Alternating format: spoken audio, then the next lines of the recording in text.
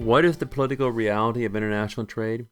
Free trade occurs when governments do not attempt to restrict what citizens can buy from another country or what they can sell to another country.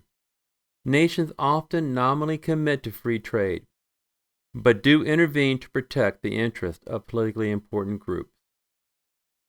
Again, let's be clear.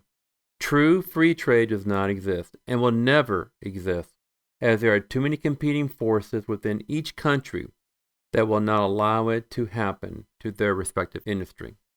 A tariff is a tax on imports or exports between countries. It is a form of regulation of foreign trade and a policy that taxes foreign products to encourage or safeguard domestic industry. Traditionally, countries use tariffs as a source of income.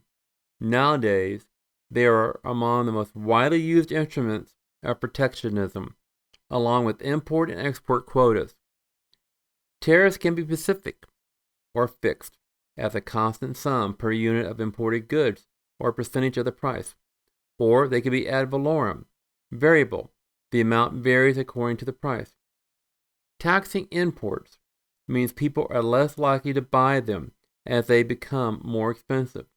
The intention is that they buy local products instead, boosting the country's economy. Tariffs therefore provide an incentive to develop production and replace imports with domestic products. Tariffs are meant to reduce pressure from foreign competition and reduce the trade deficit. They have historically been justified as a means to protect infant industries and to allow import substitution industrialization. Tariffs may also be used to rectify artificially low prices for certain imported goods due to dumping, export subsidies, or currency manipulation. There is near unanimous consensus among economists that tariffs have a negative effect on economic growth and economic welfare. A subsidy, or government incentive, is a form of financial aid or support extended to an economic sector, generally with the aim of promoting economic and social policy. Furthermore, they can be broad or narrow, legal or illegal, ethical or unethical. The most common forms of subsidies are those to the producer or to the consumer. Producer production subsidies ensure producers are better off by either supplying market supply support, direct support, or payments to factors of production. Consumer or consumption subsidies commonly reduce the price of goods and services to the consumer. For example, in the United States at one time, it was cheaper to buy gasoline than bottled water. Subsidies come in various forms, including direct, which are cash grants, interest-free loans, and indirect, tax breaks, insurance, low-interest loans, accelerated depreciation, and rent rebates. Import quotas and voluntary restraints are instruments that are less common in the developed world than in the emerging markets and developing world. For example, countries in Central and South America and Africa have import quotas, which is defined as a direct restriction on the quantity of a good that can be imported into a country. Another tool is a tariff rate quota, which is a two-tier tariff regime that combines two conventional policy instruments, a tariff quota and a tariff.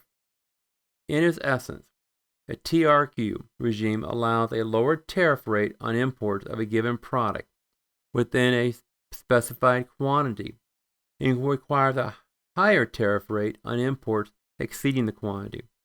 For example, a country might allow the importation of 1,000 autos at a tariff rate of 10%, and any auto imported above this quantity will be subject to a tariff rate of 30%. Voluntary export restraint, a quota on trade imposed by the exporting country instead of the importers, and is usually imposed at the request of the importing country's government. As with tariffs and subsidies, both import quotas and VERs benefit domestic producers by limiting import competition. As with all restrictions on trade, quotas do not benefit consumers. Export tariff has the objective to discriminate against exporting goods that the government deems essential in order to ensure there is a sufficient supply of a good within a country. It usually applies to agricultural products and less so to manufactured goods. On the other hand, export bans partially or totally ban the exportation of a particular product. In the mid-1970s, the U.S. banned all exportation of U.S. crude oil products due to the Israeli-Arab conflict in 1993. This ban was not lifted until 2015. Continuing with the focus on what the implications are for managing in a global environment, the global finance leader manager should focus on these two areas. 1. How do past, current, and potential trade barriers impact your firm's organization investment strategy? And 2. What role can your organization, legally and ethically, influence government policies in your respective domestic country, your current countries where investment has already happened, and in countries where investment may potentially happen? Make no mistake, government policies on trade impact growth strategies of companies. Unfortunately, governments change, and as such, so do views of global trade policies. This was evident in 2017, when President Trump undertook a number of actions to either leave negotiated trade agreements by the Obama administration or the renegotiation of NAFTA. In 2021, a Biden administration will take over and may have different international trade strategies than the Trump administration.